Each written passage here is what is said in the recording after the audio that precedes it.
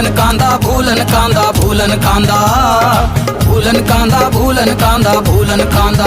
जवाहर संगवारी हो छत्तीसगढ़ के मुख्यमंत्री भूपेश बघेल आज राष्ट्रीय अवार्ड से सम्मानित भूलन द मेज फिल्म ला टैक्स फ्री घोषित कर दी से।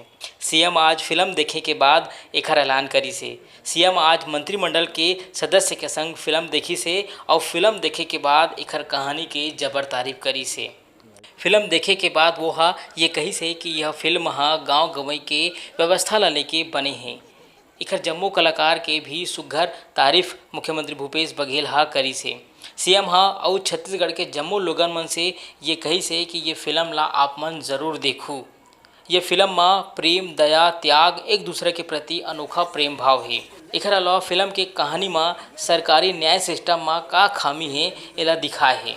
तो संगवारी हो सिरतोन में ये पिक्चर की कहानी अतना दया अतना प्रेम अतना दिलचस्प है कि देख के आप मन भी रोडर हो।